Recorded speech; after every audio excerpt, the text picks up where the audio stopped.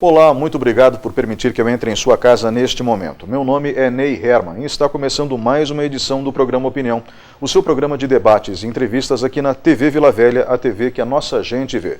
O tema de hoje, 29 de abril. Comigo no estúdio está a vice-presidente do Sindicato dos Docentes da Universidade Estadual de Ponta Grossa, SINDO-EPG, Gisele Masson. Professora, muito bem-vinda. Obrigada, eu que agradeço o convite. Acho que o assunto de hoje vai ser muito interessante para que determinadas datas, que acabam virando temas, não morram no esquecimento. Certamente. Nós voltamos em instantes com o programa Opinião. Por favor, fique conosco.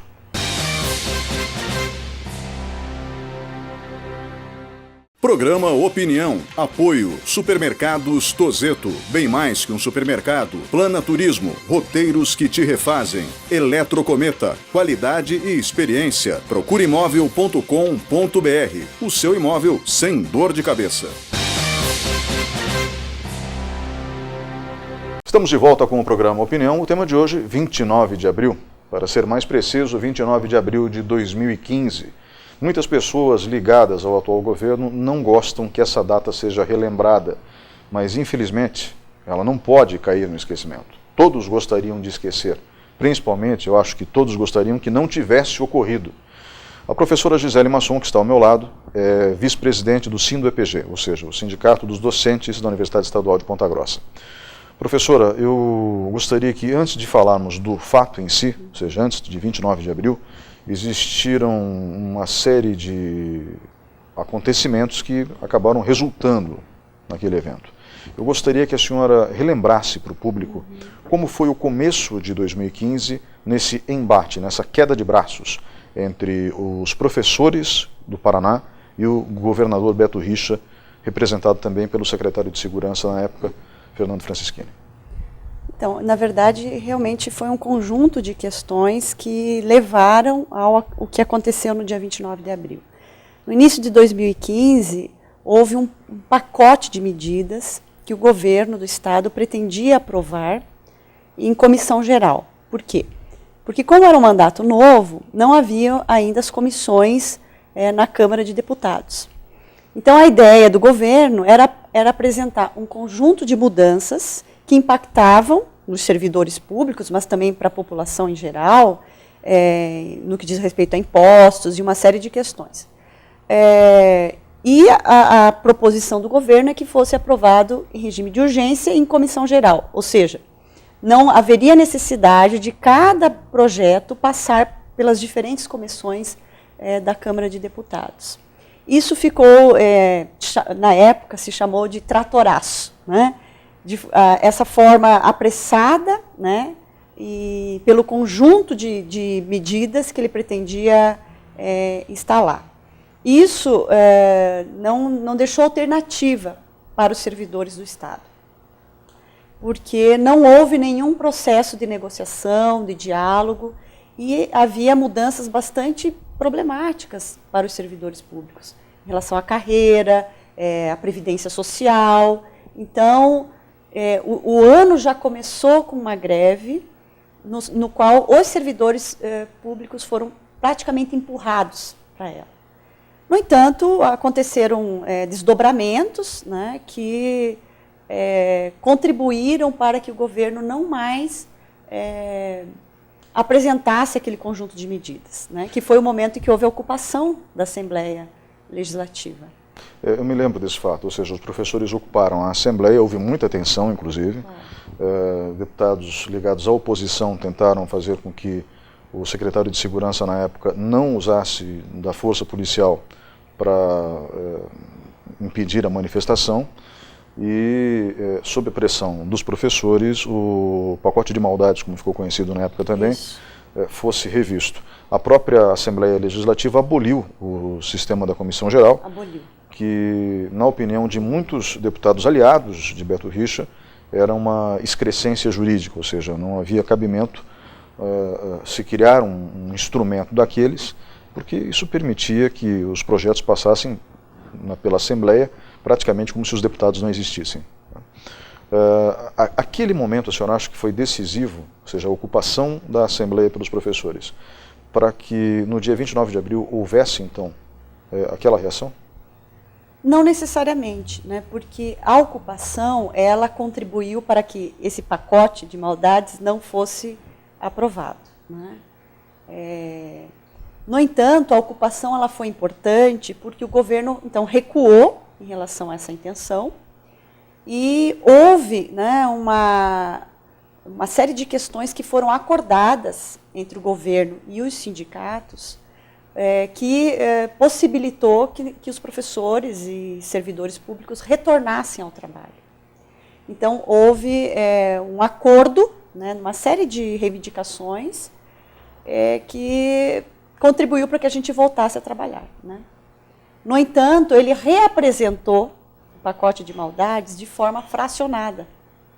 E a grande questão que feriu, digamos, esse acordo foi a proposta que ele apresentou da Previdência Social, né? Então, isso novamente não deixou margem para negociação e isso contribuiu, então, para que o dia 29 se desse daquela maneira, porque havia uma determinação do governo em confiscar, né, um montante significativo da Previdência Social dos servidores. Eu gostaria que a senhora explicasse para o público que mudança foi essa. Então, ele propôs uma segregação. A nossa Previdência ela tem mais de um fundo, né? Dependendo do ano que o servidor entra na carreira, ele estaria vinculado a um fundo ou outro, né? Ele fez uma segregação de massa de um fundo para o outro e aprovou uma lei retroativa a janeiro. Quer dizer, ele aprovou em maio uma lei retroativa a janeiro. Então, aquele aporte, que é a cota-parte, digamos, do governo da Previdência Social, além daquela contribuição que cada servidor dá, o governo tem a sua contrapartida. Então, essa contrapartida que ele depositou no Fundo de Previdência, nesses meses, ele retirou, né? Porque foi aprovada uma lei retroativa. Isso também contribuiu para que os ânimos ficassem bastante exaltados, né? Porque o governo não deu possibilidade de discussão, de negociação, e, além do mais, estava propondo um projeto de lei retroativo, né? Hoje há a tramitação de uma ação direta de inconstitucionalidade.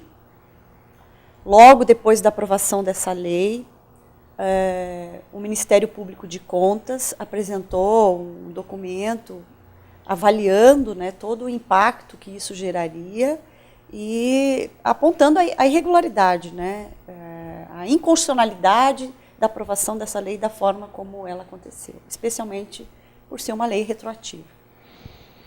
Existia um fundo com um volume grande de dinheiro, alguns bilhões de reais, que acabou abastecendo o caixa do Estado, não foi isso? Isso. Esse aporte que ele retirou, né, que seria a cota-parte dele, foi feito para pagar as contas do Estado, né, pela forma como o governo gerenciou os 4 anos anteriores, né. Então, certamente, houve uma irresponsabilidade no gerenciamento das contas públicas e quem acabou pagando foram os servidores públicos. Isso a gente não tem a menor dúvida. O governo tem feito uma campanha intensa para tentar justificar o que eles chamam de ajuste fiscal. Sim. E tem feito também um trabalho de marketing muito forte para tentar apagar dos fatos históricos recentes o dia 29 de abril. Eu me lembro que o governador, na época, com informações repassadas pela Secretaria de Segurança Pública, particularmente pelo deputado Fernando Francischini, e aqui eu não tenho nada contra nenhum nem outro do ponto de vista pessoal, mas a ação naquele dia foi uma ação equivocada, isso não resta dúvida, pelo desastre que aconteceu na sequência. O governador acabou indo para os telejornais, para as revistas, rádios, dizendo que haviam black blocs infiltrados, ou seja, os famosos baderneiros, vamos traduzir isso de maneira bem tangível, bem fácil de se compreender para o público. Existiam black blocs dentro do conjunto de manifestantes aquele dia? A senhora que estava lá presente? Olha, isso foi comprovado que foi uma farsa, né, essa tentativa de culpabilizar, né, um grupo de manifestantes Nós tínhamos muitos estudantes, professores, funcionários de escola, funcionários das universidades, agentes penitenciários, agentes da área da saúde. Todos estavam lá, claro, tentando se proteger, né, das bombas. Então, isso aconteceu numa quarta-feira, o dia 29 de abril. Mas desde o dia 27, havia um número significativo de manifestantes já presentes no Centro Cívico para acompanhar o desenrolar, né, desse projeto que seria aprovado no dia 29. E desde a segunda-feira, dia 27, né, havia um número absurdo de militares cercando a Assembleia, né, sendo que todos nós teríamos direito de acompanhar a aprovação do projeto. Afinal, a Assembleia não é a casa do povo, não é? E quando nós chegamos lá na segunda-feira, a quantidade de policiais era algo assustador. Eram aproximadamente 1.000 policiais, né? Eu não sei precisar, porque haviam muitos policiais que estavam de sobreaviso, né? A gente sabia que, além daqueles policiais que estavam no Centro Cívico, havia ainda, digamos, um número, uma retaguarda ali, dependendo de como as coisas aconteceriam, né? Então, os policiais do Estado todo foram mobilizados, né, para essa ação. Então, desde o dia 27, nós percebemos que o governo estava determinado a aprovar o projeto de lei a qualquer custo, né? E como você falou, a tentativa do governo de justificar a necessidade do ajuste fiscal é algo também que nós questionamos, né? Porque o Estado ele tem aumentado a sua arrecadação. De 2010 a 2014, nós tivemos, né, na receita corrente líquida do Estado um aumento de mais de 30%. Não que o Estado tenha crescido, né? Nós sabemos que estamos num momento de crise bastante complicado, mas ele cresceu em arrecadação, porque houve uma majoração dos impostos bastante abusiva no Estado do Paraná, né?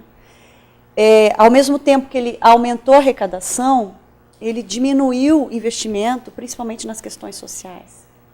Então, para se ter uma ideia, na Secretaria de Ciência e Tecnologia, que é a secretaria na qual as universidades estão vinculadas, nós tivemos um corte de 2010 a 2014 de mais de 40% de investimento.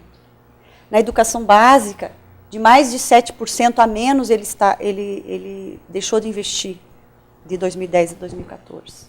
Na saúde, mais de 11%. Isso em valores nominais, sem contar a inflação. Corrigido já. Valores corrigidos, certo. Isso. E, por outro lado, um aumento de mais de 23% na segurança pública. Então, a leitura que nós fazemos é que há um projeto de governo, de sociedade, no qual se fundamenta em princípios neoliberais, em que se fortalece o braço armado do Estado, né, que seria a segurança, porque há uma diminuição significativa dos investimentos sociais, né? Quando há uma majoração de impostos, uma diminuição em investimento nos serviços públicos, os movimentos sociais tendem a se organizar, né? E aí o governo se antecipa aumentando, né, o investimento no seu aparato de segurança. Então, é uma lógica que faz parte desta forma do governo Beto Richa governar o Estado. Naquele dia, o comandante das Forças Armadas, ou da Polícia Militar, para ser mais exato, né, Forças Armadas é um outro grupo da sociedade, e às vezes nós confundimos a nomenclatura por força de hábito, né? Aliás, o Brasil é um dos poucos países do mundo, nosso país, que tem as polícias com ações separadas, ou seja, nós temos a Polícia Militar e a Polícia Civil, a Polícia Judiciária, a Polícia Militar com policiamento extensivo, quando o correto seria termos uma polícia só unificada, né, exercendo as duas funções. Mas, enfim, essa já é uma outra história. Enfim, tivemos então a Polícia Militar, o comandante da Polícia Militar, recebendo ordens do secretário de Segurança que fosse detida a entrada na Assembleia a qualquer custo. E o que acabou acontecendo foi literalmente uma cena de guerra. Isso repercutiu muito mal fora do Brasil. repercutiu em todo o país e, obviamente, foi uma surpresa para todo o povo paranaense. E dentro dessa perspectiva, o que mais chamou a atenção na sequência dos eventos é que Fernando Francischini disse que não tinha dado a ordem, nem Beto Richa. A responsabilidade foi jogada sobre os ombros do comandante da Polícia Militar e ele então relatou que não, ele tinha recebido ordens para fazer aquela defesa a qualquer custo. A defesa a qualquer custo acabou resultando exatamente no quê? A senhora poderia descrever para quem está em casa qual foi o cenário daquele dia? Sim. Bom, em relação aos black blocs, isso, como eu falei, já foi comprovado que não havia, né? Todos estavam ali tentando se proteger de alguma maneira, né? Houve também a questão de se falar que o MST estava infiltrado. Nós, servidores públicos, né, assim como defendemos as lutas da nossa categoria, nós também apoiamos lutas de vários movimentos sociais. E o MST não estava infiltrado, ele estava apoiando a nossa luta. Assim como os moradores de sem teto de Curitiba se sensibilizaram pelo que estava acontecendo e estavam lá apoiando a nossa luta. Né? Mas a grande maioria das pessoas que estavam ali eram professores, alunos, funcionários. O cenário realmente foi de uma guerra civil. Né? No entanto, o lado mais fraco não estava nem um pouco preparado do ponto de vista de uma guerra civil. Né? A quantidade de balas de borracha, de gás de pimenta, bombas, né, de efeito moral, spray de pimenta, jatos d'água, demonstraram a truculência, né, e a expressão mais desumana e violenta que um governo pode assumir para enfrentar uma mobilização coletiva. Até mesmo portadores de necessidades especiais acabaram sendo agredidos. Existe uma imagem forte de um homem numa cadeira de rodas.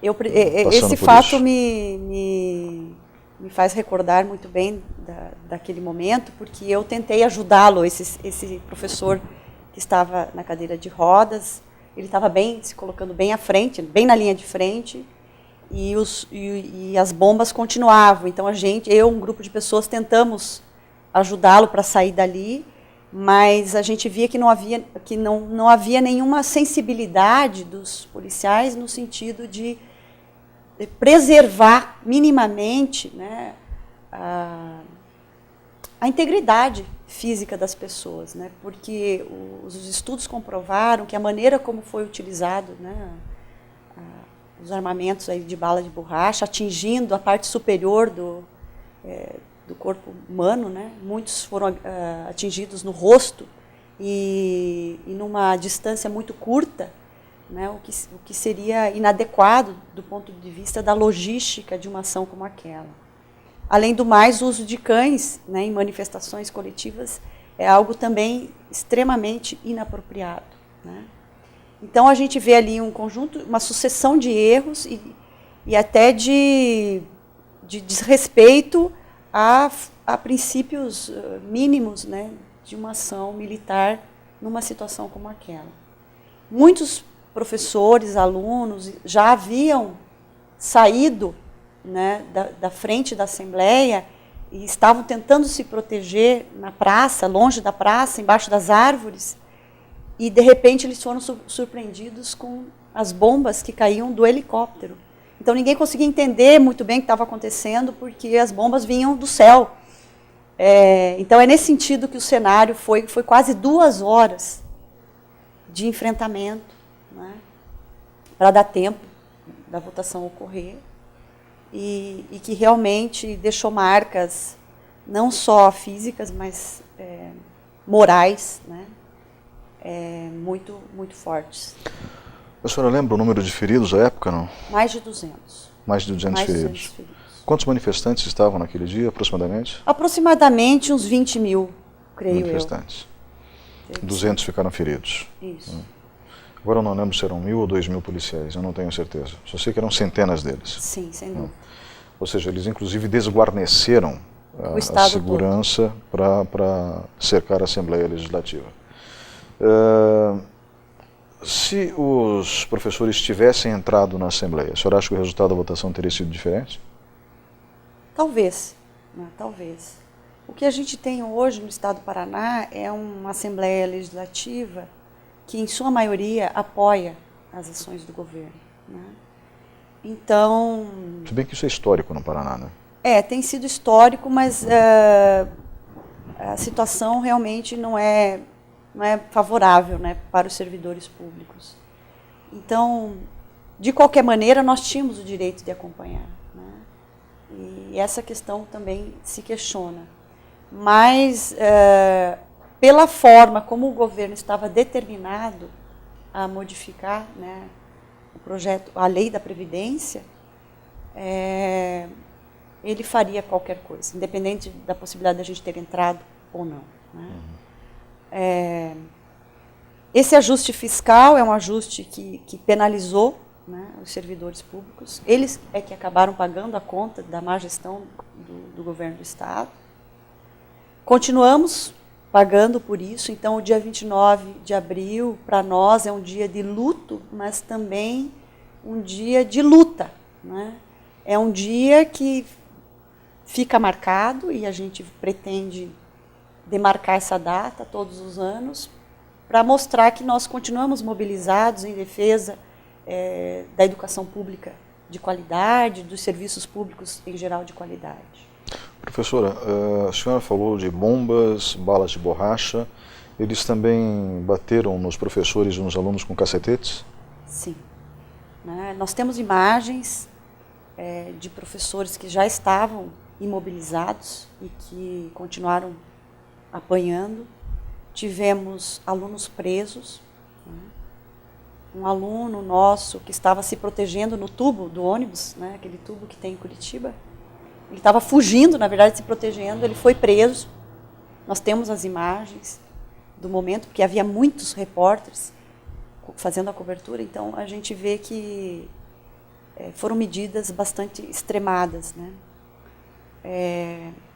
Quando eu falei que a gente continua pagando essa conta, o governo, nesse ano, ele enviou metade da verba de custeio para o funcionamento das universidades.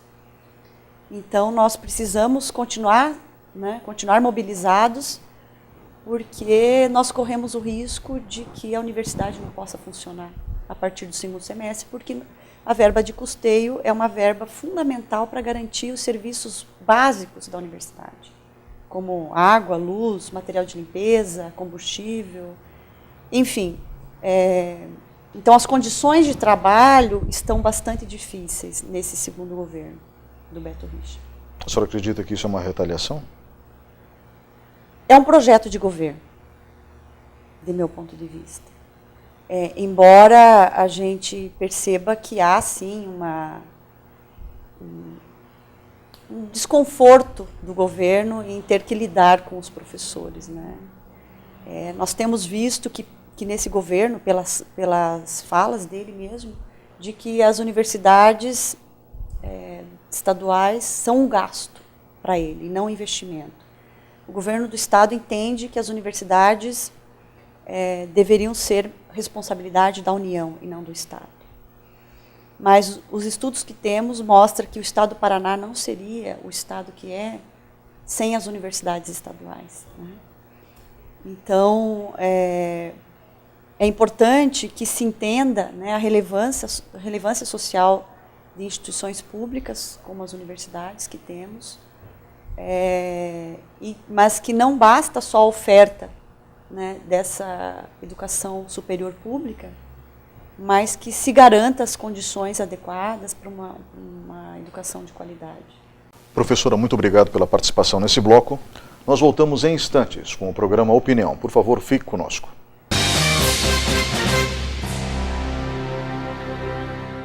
Programa Opinião. Apoio Supermercados Tozeto. Bem mais que um supermercado. Plana Turismo. Roteiros que te refazem. Eletrocometa. Qualidade e experiência. Procureimóvel.com.br. O seu imóvel sem dor de cabeça.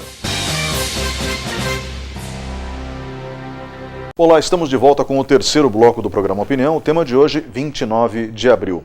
Algumas pessoas podem estar perguntando, Ney, não seria melhor fazer um debate? E eu respondo o seguinte: debater o quê? não há o que debater. Há o que literalmente relembrar e o que refletir. Mas nesse assunto aqui existe apenas um lado, que é o lado agredido.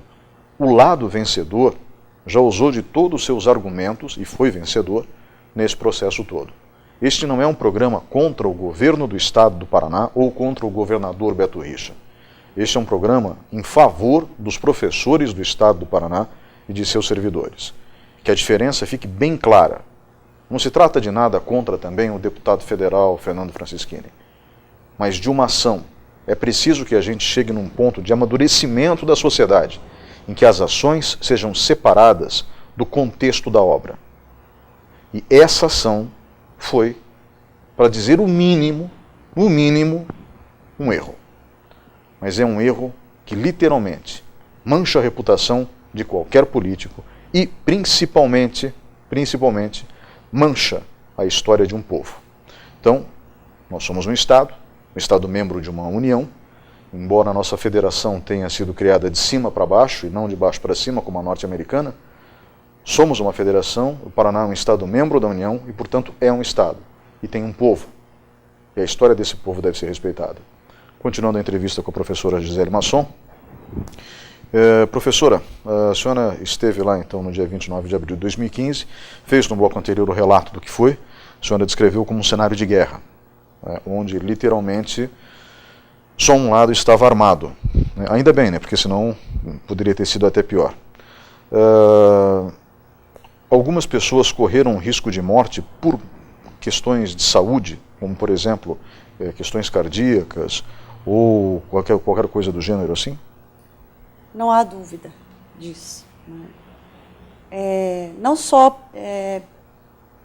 por questões, como você colocou, mas quando as bombas vinham, as pessoas corriam, né? E quando as pessoas correm em multidão, o risco é muito grande de ser pisoteado. Verdade.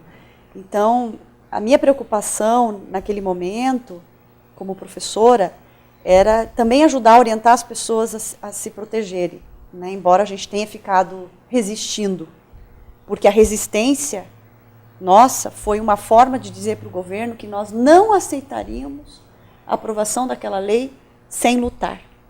E lutamos até o fim, né? No sentido de resistir e ficar naquele enfrentamento, porque a revolta era muito grande. E a minha preocupação, como eu falei, de outros professores, era orientar principalmente os alunos, né, porque uma maneira de mostrar que a gente não estava para agir de forma violenta, mas estava ali como um direito de acompanhar um projeto que, se fosse aprovado, iria interferir na nossa aposentadoria futura, né? Muitos sentavam no chão para mostrar a nossa atitude de não passiva, mas uma atitude de não enfrentamento de agressão física, não é? E muitos estudantes sentavam, mas a orientação que eu dava é que eles deveriam levantar, porque no momento em que todos corriam, né, eles poderiam ser pisoteados. Alguns, ao fazerem isso, tiveram bombas que explodiram próximos de si, perderam parte da audição. Temos um professor que recebeu um estilhaço no olho e também teve problemas. Enfim, não há dúvidas que as pessoas ali estavam correndo riscos, inclusive em relação à própria vida, né? A prefeitura de Curitiba virou um hospital de campana, né, para atender os feridos, porque a ambulância não conseguia chegar, né? Os policiais não davam tréguas, então a ambulância não conseguia chegar perto dos feridos. E esse argumento, né, do governo e do Francischini de que eles não deram ordem para aquilo acontecer, certamente eles estavam acompanhando, né, os acontecimentos, porque a população, de um modo geral, estava acompanhando ao vivo pela TV o que estava acontecendo. Isso foi transmitido ao vivo, né? Então, como que um governador, um secretário de Ciência e Tecnologia, um secretário de Segurança, não poderiam dar uma ordem imediata para que cessasse aquela forma de agir, né? Então, a gente, nós, servidores públicos, entendemos que a não responsabilização do governo, do secretário de Segurança e mesmo do presidente da Câmara de Deputados, que poderia ter encerrado a sessão. Da Assembleia, a senhora fala. Aliás, da Assembleia. Eles deveriam ter sofrido algum tipo de responsabilização, né? Embora percebemos que a população em geral entendeu muito bem o que aconteceu no dia 29 de abril. Né? A tentativa de culpar, né, as vítimas, né, não se efetivou do ponto de vista da opinião pública. Né? Então, as pessoas que estavam lá perceberam que foi uma ação truculenta, violenta, abusiva, né, e que feriu certamente direitos humanos. Né? Tanto é que houve uma repercussão internacional, né, em relação ao que aconteceu. Professora, agora em 2016 vocês vão criar uma tradição. A princípio, a expectativa é que, pelo menos durante os próximos anos, todo dia 29 de abril acabe sendo lembrado como um dia de luta da categoria, não? Exato. Né? É importante que essa data seja rememorada, né? Para que possamos refletir, né, o quanto os movimentos sociais, os sindicatos, os servidores públicos estão sendo criminalizados por ações que dizem respeito à necessidade de defender direitos já adquiridos. Então, toda essa mobilização que aconteceu no ano passado foi uma mobilização firme, contundente, organizada, para a defesa de direitos já conquistados. Né? Nós não estávamos reivindicando nenhum direito novo. Nós estávamos apenas mantendo algo que foi conquistado com muita dificuldade. Né? No entanto, sabemos também dos limites, né, que temos quando o governo tem um projeto, né, de governo e de sociedade que não valoriza, né, o serviço público. Né? A lógica privatista, neoliberal, né, ela se sobrepõe à garantia de condições adequadas para que os serviços públicos aconteçam. Então, nós conseguimos entender a ação do governo, né, nessa conjuntura mais ampla, né? Mas jamais aceitaremos, né, que sejamos tratados da maneira como fomos. Né? Um governo que trata, né, os seus funcionários daquela maneira, não dá para esperar, né, que ele contribua de fato com o desenvolvimento social do Estado. Carlos Alberto Richa não é alguém que brotou do nada.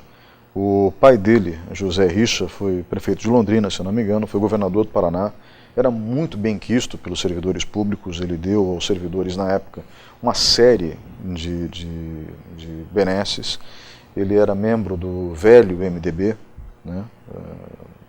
E dentro desse movimento democrático brasileiro, ele teve um papel importante dentro do Estado do Paraná, José Richa. Sim.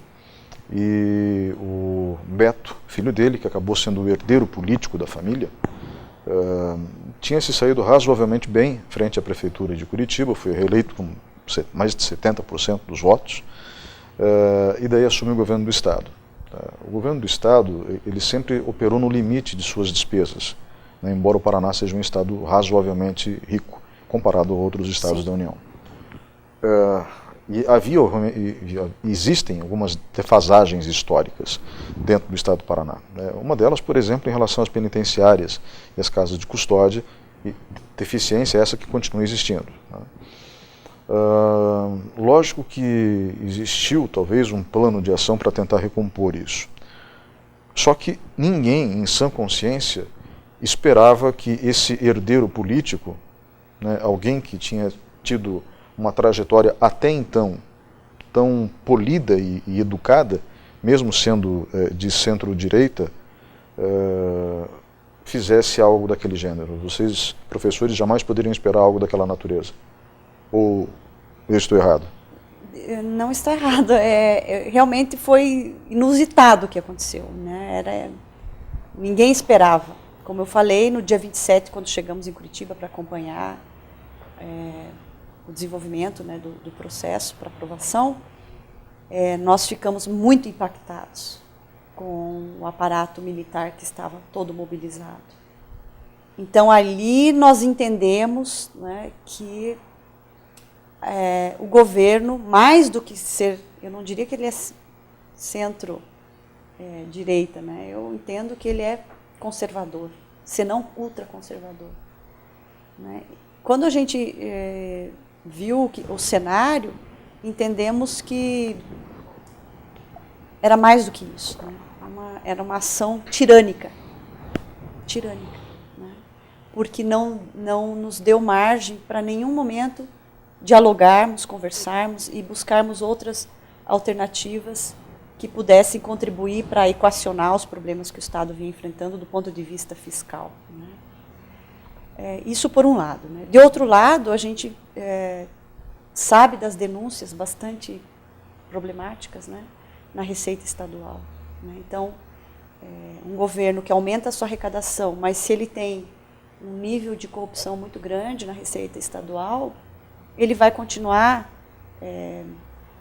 administrando com dificuldades. Na área da educação, nós também temos denúncias recentes, né, que tem sido veiculada, da construção de escolas e reformas de escolas, né, onde foi feita a contratação da Valor Construtora, né, que ao invés de utilizar o recurso para fazer a construção de novas escolas ou reformar, ficava com uma parte desse recurso e outra parte ia para a campanha de deputados, né, deputados que estão à frente da Assembleia, né, inclusive um deles aqui de Ponta Grossa, né, que está sendo denunciado. Então, quando o Estado aumenta a sua arrecadação, diminui investimento nas questões sociais e não há uma medida tão firme e contundente de combate à corrupção, fica muito difícil uma relação de negociação e de respeito, né, dos servidores públicos com o governo. Então, hoje o Estado do Paraná, eu entendo que vive uma situação muito difícil, né, por um conjunto de fatores, né, mas certamente o não encaminhamento e a não determinação para enfrentar a corrupção também no Estado é algo que contribui para que as instituições públicas continuem sofrendo, né, com as suas dificuldades. Professora, a senhora disse que esse é um governo ultraconservador, né, foi o que a senhora colocou. A senhora se baseia apenas no dia 29 de abril ou outros elementos a fazem chegar a essa conclusão? O conservadorismo, o ultraconservadorismo, se dá pela forma como ele tem governado e pelas prioridades que ele tem colocado, né, à frente do seu governo.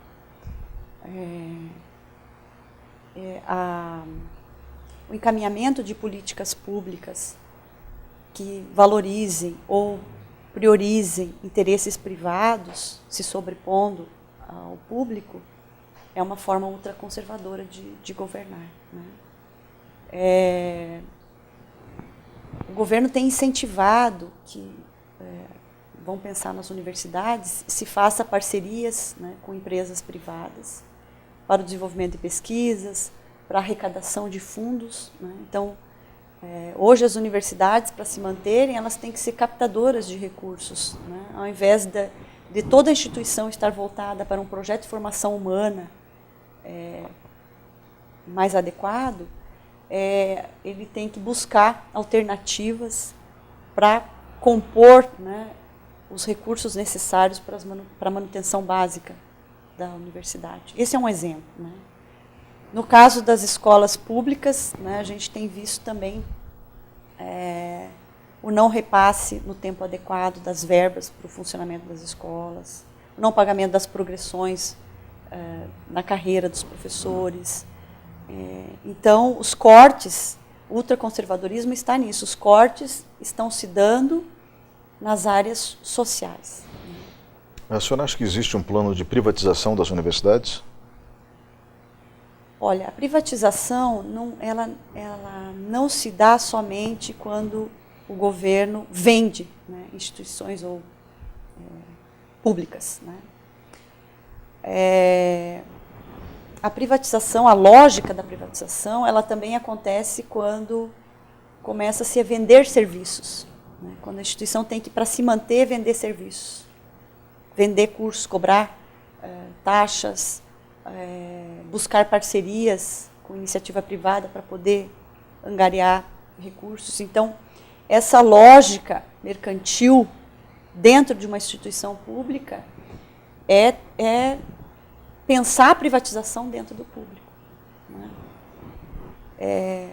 Se isso ocorrer no estado do Paraná, né, vai ser uma perda muito grande para o estado como um todo. Né? Isso não está colocado num cenário próximo. Né? Mas se nós tivermos governos com um projeto de sociedade que siga a direção que nós temos hoje, não é descartado a possibilidade disso acontecer. Né? A democracia, ela é o que é pela alternância de poder. Então, é salutar que projetos diferentes de governo ocupem o poder executivo de tempos em tempos, porque isso torna mais rígida, né, a administração pública como um todo. E isso faz parte também das mudanças da sociedade ao longo da história. No entanto, a esquerda sofreu um desgaste muito grande a nível nacional com os escândalos de corrupção, que são legítimos, que ocorreram, e é inegável. Ocorreram em todos os partidos, praticamente, da esquerda ou da direita. Aliás, um historiador, eu esqueci o primeiro nome dele agora, o Villa, lançou recentemente um livro falando do golpe de 64, dizendo que a democracia foi nocauteada à esquerda e à direita. Né? Porque na época os militantes de esquerda queriam uma ditadura do proletariado. E o correto seria desejar uma democracia. Estamos num regime democrático. Mas com esse desgaste que a esquerda teve, né, e a esquerda é naturalmente mais ligada às causas sociais, será difícil a eleição de um governo de esquerda ou centro-esquerda na sequência desse governo, na sua opinião? Veja, o cenário é muito complexo na atualidade, né, para a gente ter uma previsão segura em relação a isso. Eu percebo que a população está percebendo que a saída não é pela via política ou jurídica, né, e que a participação, a mobilização e a conscientização da população dos seus direitos, né, ela é eu vejo como a alternativa mais viável para que a gente possa aprimorar a nossa democracia, que é muito jovem. Né. Quando se fala da ditadura do proletariado, há um entendimento bastante equivocado, né, do sentido que ela tem. Né. Na verdade, é uma forma de colocar a importância da ditadura da maioria sobre a minoria. Né. O que é a ditadura da maioria sobre a minoria? É a imposição da vontade da maioria sobre a minoria. Então, não que a gente defenda a tirania e a ditadura, mas quando se fala da radicalidade, né, que isso seria radical, a ditadura da maioria sobre a minoria, mas a ditadura da minoria sobre a maioria tem se mostrado num nível de radicalidade impensável, né, a ponto do governo usar do seu braço armado para reprimir servidores que estão ali defendendo um dinheiro que era seu, da Previdência Social, dinheiro que eles contribuíram para ter uma aposentadoria mais segura. Então, isso sim é ditadura, né? A nossa democracia ela está fragilizada, né? Quando a gente fala em esquerda e direita, a gente precisa ter muito cuidado, né, no entendimento do que isso signifique. Por isso, há muitos movimentos sociais e sindicatos que estão trabalhando de forma muito independente no que diz respeito a partidos políticos, entendendo que a saída não é o apoio incondicional a determinados partidos, porque o jogo político que se construiu, né, no Brasil, em muitos casos, independente do partido, não vai trazer, de fato, grandes melhorias, né, à população. Então, a alternativa viável é a clareza, né, de como funciona essa sociedade, de como funciona a política, o sistema jurídico, e a capacidade de intervenção nisso, mas não de forma individual ou representativa por meio de partidos políticos, mas a intervenção nisso de forma coletiva, organizada, mobilizada, né? A senhora acredita que o evento de 29 de abril pode ter, no Paraná especificamente, despertado um sentimento de mobilização popular mais eficiente, mais pragmática, é isso? Eu não tenho dúvida disso, né? Com o que aconteceu, nós percebemos que houve, mesmo dentro da categoria dos servidores públicos, uma unicidade maior e um entendimento da importância da articulação, né, das diferentes categorias de servidores públicos e de outros movimentos sociais como um todo. Eu vejo que um passo seguinte para a gente avançar nisso, né, seria a população como um todo se entender como parte deste processo, né? E quando um governo tenta agredir professores, servidores públicos, diminuir investimento nos serviços sociais, a população tem que apoiar, né, essas lutas, porque todos nós temos a perder, né, com isso, se a gente não tiver essa capacidade de compreender a importância da organização, da mobilização e da articulação da maioria das pessoas em defesa dos seus direitos. Professor, obrigado pela participação nesse bloco novamente. Nós voltamos em instantes com o programa Opinião. Por favor, fique conosco.